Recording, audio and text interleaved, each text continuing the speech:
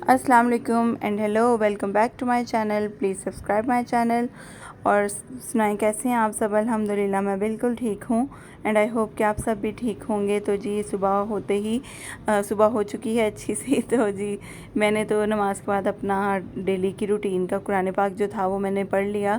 और अब बच्चों के स्कूल जाने का टाइम था तो बच्चे स्कूल के लिए रेडी हो रहे थे और मैंने बच्चों के रेडी होते होते ही ना बहुत सारी चीज़ें साथ के साथ ही समेटती जाती हूँ कि मेरी कोशिश होती है कि भाई अगर मैं सुबह ही अपनी कम से कम चीज़ें समेट लूँ। अगर मैंने क्लीनिंग नहीं भी की है ना तो कम से कम मैं चीज़ें समेट लूँ जो फैली हुई हैं, तो उसी से ही काफ़ी रिलैक्सेशन हो जाती है डे में कि चीज़ें भी समेटी हों ना। तो जब मैं सो के उठती हूँ तो मैं ना बस मोस्टली जब बच्चों को स्कूल भेजने के बाद ना मैं रेस्ट के लिए लेट जाती हूँ दोबारा से। सोने का मेरा वही टाइम होता है तो मैं लेट जाती हूँ। तो लेकिन उससे पहले मेरी पहली प्रेफरेंस यही होती है कि मैं ना सारी चीज़ें उठाई हों कि जब मैं उठूँ तो बस मैं जल्दी से क्लीनिंग कर लूँ, ताकि मुझे इस चीज़ का जिस दिन मैं चीज़ें नहीं समेटती हूँ ना तो फिर मेरे लिए बर्डन इतना ज़्यादा हो जाता है कि रात तक ना मैं एक स्ट्रेसफुल लेडी बन जाती हूँ। तो बस यहाँ मैं अपनी चीज़ें समेट लेती हूँ सुबह जितनी हो सके। आज मुझे वैसे बेडशीट चेंज करनी थी तो मैंने प्लान कैंसिल कर दिया अभी सुबह मॉर्निंग में चेंज करने का। मैंने सोचा अभी तो मुझे सोना है, तो जब सो के उठूँगी ना तो फिर करूँगी। और आज यहाँ हमारे घर आ गया था एक पिजन। विंडो खुली थी, मैं विंडो क्लीन कर रही थी ऐसे ही, तो मैंने सोचा कि चलो ना जो उसकी नेट है विंडो के बाहर से वो भी झाड़ देती हूँ। लेकिन ना वो जब जैसे ही मैंने खोली तो वहाँ एक पिजन बैठा हुआ था तो वो अंदर आ गया। तो इसने हमें काफ़ी तंग किया। हमने सारे पंखे बंद कर दिए घर के कि ये कहीं ऊपर कहीं बज ना जाए और इसे कुछ हो ना जाए। तो हमने कोई 2-2.5 घंटे की एफ़र्ट के बाद इसे कमरे से बाहर निकाला और कमरे से फिर ये लिविंग में आ गया और लिविंग में ये उछलता कूदता फिर रहा था इधर उधर। तो फिर आखिरकार हमने काफ़ी मेहनत के बाद इसे निकाल ही दिया था बाहर। और मैं आ गई थी जी, बच्चे स्कूल गए हुए थे तो मैं आ गई थी रूम में सबसे पहले ना। ये इस टाइम दोपहर का टाइम हो चुका है। मैंने ना उठते ही सबसे पहले अपना बेड कवर चेंज किया था। मैं बच्चों के आने से ना कोई आधा पौना घंटा पहले मेरी कोशिश होती है 1 घंटा पहले मैं उठ जाऊं ताकि बच्चों को मैं अच्छे से वेलकम कर सकूं अपने कामों से फ़ारिग होने के बाद। तो मैंने ना यहाँ अपने बेड कवर चेंज कर लिया। वॉशिंग तो कल करनी है, आज नहीं करनी है। तो बस मैंने ना बेड कवर चेंज कर लिए थे, एक दिन पहले मैं कर लेती हूँ ताकि नेक्स्ट डे मेरे पास ये चेंजिंग वाले काम ना हो। कभी कभी दूसरे रूम की बेडशीट रह भी जाती है तो मैं फिर ना जितना काम हो सके ना वो कर लेती हूँ। तो मैंने ना यहाँ जाते जाते अपनी रूटीन के अकॉर्डिंग ना अपनी सुबह बच्चों के जाने के बाद ड्रेसिंग से जो थोड़ी बहुत चीज़ें रह गई थी उठाने वाली वो मैंने सेट कर ली, बेडशीट चेंज कर ली।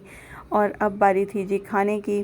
तो यहाँ से जाते जाते भी ना स्ट्रेस फ्री आप कैसे रह सकते हैं। मेरा ख्याल है कि जब आपके काम टाइम से ख़त्म हुए हों, आपको टेंशन ना हो, भागदौड़ ना पड़ी हो घर में कि अभी मुझे ये भी करना है वो भी करना है, अभी मुझे नाश्ता बनाना है, बच्चों के आने पे खाना बनाना है, मेरे किचन के काम रहते हैं, सारा कुछ अगर आपका पहले से हुआ है ना। अच्छा जी, यहाँ ये जो 2 बेडशीट्स एक्स्ट्रा निकली हुई हैं ना वो इसलिए निकली हैं क्योंकि इस शाल का मूड था कि इन दोनों में से कुछ बिछाया जाए।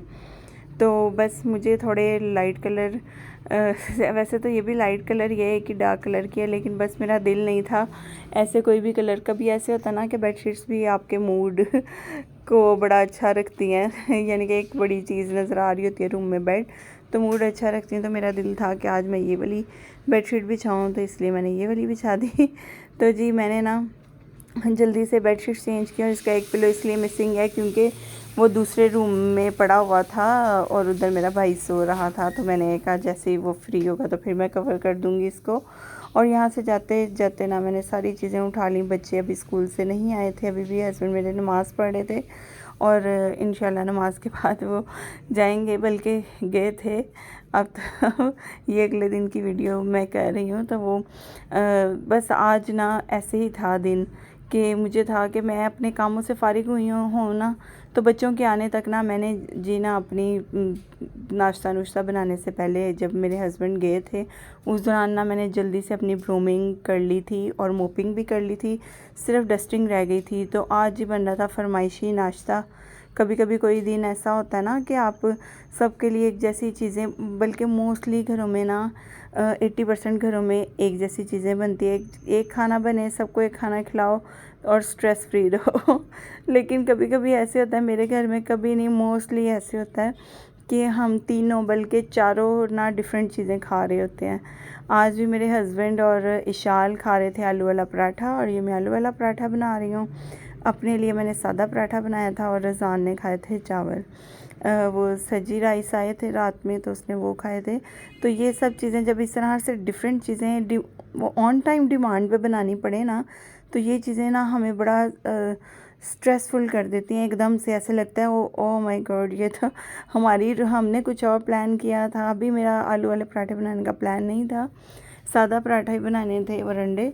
लेकिन यहाँ पे इशाल भी कहने लगी मुझे आलू वाला पराठा खाना है, और मेरे हस्बैंड भी कहने लगे आलू वाला पराठा खाना है।